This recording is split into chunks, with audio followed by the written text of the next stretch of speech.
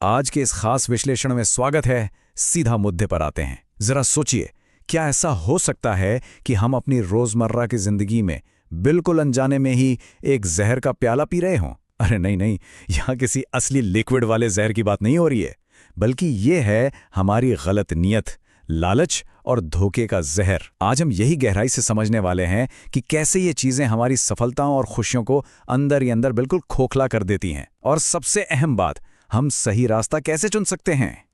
एक पल के लिए कल्पना कीजिए, अचानक सोने और चांदी से भरा एक भारी बैग मिल जाए। कोई उसे लेकर भाग खड़ा हो, ये सोचकर कि चलो भाई अब तो सारी परेशानियां खत्म।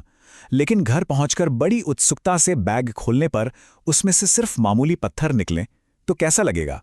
इसे ही कहते हैं वक्त का तमाचा। सच तो ये है कि गलत तरीके से पाई गई चीज कभी टिकती ही नहीं है। यह हमें विनम्रता का एक ऐसा कड़ा सबक सिखाती है जिसे भूलना नामुमकिन है। तो आज के हमारे इस आत्म खोज के सफर का रोड मैप कुछ इस तरह है। हम 4 खतरनाक जहरों और एक बेहद जरूरी संजीवनी पर चर्चा करेंगे, यानी लालच का जहर, धोखे का अंजाम, तुलना का भ्रम, क्रोध का भारी बोझ, और अंत में ये समझेंगे कि संघर्ष वास्तव में कोई सजा है या फिर कोई औषधि। चलिए बिना किसी खतरनाक शॉर्टकट के इस सफर पर आगे बढ़ा जाए। हमारी लिस्ट में पहला नंबर है लालच का जहर। इसे समझने के लिए हम रोहन नाम के एक बेहद ईमानदार लड़के की कहानी पर गौर करते हैं। हुआ यूं कि एक दिन रोहन एक अनजान बूढ़े आदमी की मदद कर रहा था। अब दिलचस्प बात यह है कि उस बूढ़े आदमी ने रोहन की ईमानदारी को एक नहीं बल्कि बार बार परखा। उसने पहले तांबे के सिक्के देकर परीक्षा ली, फिर चांदी के सिक्के देकर, और कमाल की बात देखिए, रोहन ने बड़ी आसानी से ये दोनों परीक्षाएं पास कर ली। लेकिन आखिरी मोड़ पर जब सामने सोने का एक पूरा बैग रखा था और उसे लगा कि कोई नहीं देख रहा है, तो बस उसने वो बैग चुरा लिया। तनाव के उस एक छोटे से पल में लालच ने उसकी सारी ईमानदारी पर पानी फेर दिया। और अब आता है कहानी का सबसे बड़ा ट्विस्ट। असल में वो बूढ़ा आदमी कोई आम इंसान था ही नहीं। वो तो उस राज्य का राजा था जो भेष बदलकर अपना उत्तराधिकारी तलाश रहा था।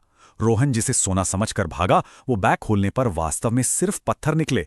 सोचिए जरा, सिर्फ एक पल के लालच ने एक पूरा साम्राज्य छीन लिया। यहां सबसे अहम बात जो सामने आती है वो ये है कि इंसान की नीयत ही उसकी कामयाबी की असली चाबी होती है। नीयत साफ नहीं है तो बेईमानी से मिली हुई सफलता भी बिल्कुल उसी जहर के समान है जो अंत में सब कुछ नष्ट कर देती है।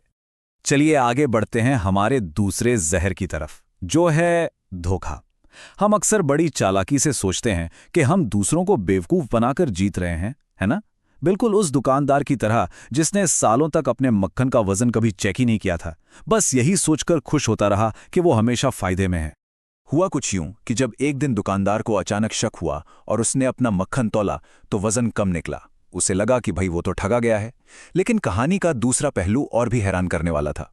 जिस गरीब आदमी से वो गेहूं खरीदता था, वो गरीब आदमी उसी दुकानदार के दिए हुए 1 किलो गेहूं को बाट बनाकर मक्खन तौलता था। मतलब ये कि दुकानदार को वही कम वजन वापस मिल रहा था जो वो खुद उस गरीब को दे रहा था। ये कर्मों के सिद्धांत का बिल्कुल सटीक उदाहरण है। हम जैसा बोते हैं ठीक वैसा ही काटते हैं। धोखा लौटकर हमेशा अपने ही पास आता है। इसी बात को एक और उदाहरण से समझते हैं।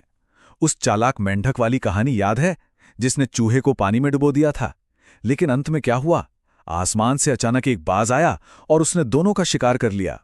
जो दूसरों के लिए गड्ढा खोदते हैं ना, वे अंत में खुद ही उस गड्ढे में गिरते हैं। इसलिए कभी किसी को धोखा नहीं देना चाहिए। वक्त का जो हिसाब होता है वो बहुत सटीक और सच कहूं तो थोड़ा निर्मम भी होता है। अब आते हैं तीसरे जहर पर। यह है दूसरों से तुलना करने का भ्रम। ये एक ऐसा मायाजाल है जिसमें पड़कर हम अपनी असल ताकत और कीमत ही भूल जाते हैं। चलिए एक पत्थर तोड़ने वाले आदमी के सफर से इसे समझने की कोशिश करते हैं। यह आदमी अपने काम से असंतुष्ट होकर हमेशा कुछ और या किसी और की तरह बनना चाहता था। सफर की शुरुआत में उस आदमी ने सूरज बनने की सोची, क्योंकि भाई सूरज सबसे ताकतवर लगता है। फिर उससे लगा कि बादल तो सूरज को ढक लेते हैं, तो क्यों ना बादल बना जाए। फिर उसने देखा कि पहाड़ बादलों को रोक लेते हैं, तो वो पहाड़ बन गया। लेकिन चौथे दिन का जो एहसास था वो सबसे अहम था। उसे अंततः ये समझ आया कि एक इंसान के रूप में, एक पत्थर तोड़ने वाले के रूप में उसके पास वो ताकत है जिससे वो उस विशाल पहाड़ को भी तोड़ सकता है। ये इच्छाओं का एक अंतहीन और व्यर्थ लूप था जिसने उसे इतने दिनों तक उसकी असली ताकत से दूर रखा था। ये कहानी हमें हमारी मूल पहचान याद दिलाती है। अक्सर दुनिया की बातों में आकर खुद को एक भेड़ समझ लिया जाता है, जबकि अंदर एक शेर की दहाड़ छिपी होती है।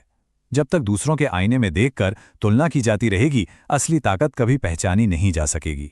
खुद को पहचानना बहुत जरूरी है, क्योंकि हर इंसान अपनी जगह पर सबसे खास होता है और उसकी क्षमताएं असीमित होती हैं। चलिए अब एक थोड़े अधिक गंभीर और गहरे विषय की ओर बढ़ते हैं। हमारा चौथा जहर है क्रोध का भारी बोझ। ये एक भिक्षु की कहानी है जिसे एक दिन जंगल में एक सांप ने काट लिया था। अब सांप ने काटा तो भिक्षु ने सांप को सजा देने की ठान ली। उसने सांप को एक थैली में बंद किया और उसे अपने साथ ही ढोने लगा। लेकिन जरा सोचिए, इसका परिणाम क्या हुआ होगा? उस थैले का भारी वजन और अंदर मर रहे सांप की भयानक दुर्गंध, इस सब ने भिक्षु की अपनी ही मानसिक शांति को पूरी तरह नष्ट कर दिया। असल में वो सांप को नहीं, बल्कि उस बोझ को ढोकर खुद को ही सजा दे रहा था। देखा जाए तो क्रोध हमें हमेशा इसी तरह अंदर से सड़ा देता है। यहां सबसे जरूरी सबक यही है, गुस्सा करना बिल्कुल वैसा ही है जैसे जहर खुद पीना और उम्मीद करना कि सामने वाला मर जाए। क्या कभी ऐसा होता है कि किसी की कड़वी बात आज भी सीने में चुभती है? अगर हां, तो यह जान लेना चाहिए कि क्षमा करना सामने वाले पर कोई एहसान नहीं है, बल्कि यह हमारी अपनी आजादी के लिए है। उस थैले को, उस गुस्से को हमेशा के लिए नीचे रख देना चाहिए और आजाद हो जाना चाहिए। आइए अब इस विश्लेषण के अंतिम और सबसे सशक्त हिस्से की ओर बढ़ा जाए। इन सभी जहरों से बचने के बाद भी जीवन में मुश्किलें तो आती ही है ना? हम अक्सर अपनी जिंदगी की मुश्किलों और संघर्षों को एक सजा मान लेते हैं, लेकिन सोचने वाली बात है, क्या ये सच में कोई सजा है या फिर ये हमारी सबसे बड़ी औषधि है? इसे समझने के लिए इन दोनों स्थितियों के अंतर को देखिए। एक तरफ तितली के कोकून को जब किसी ने दया खाकर काट दिया, तो वो शॉर्टकट तितली के लिए विनाशकारी साबित हुआ। वो कभी उड़ नहीं पाई क्योंकि वो संघर्ष ही था जो उसके पंखों में जान भरता। वहीं दूसरी ओर उस बूढ़े गधे की कहानी देखिए, जिस पर कुएं में मिट्टी फेंकी जा रही थी।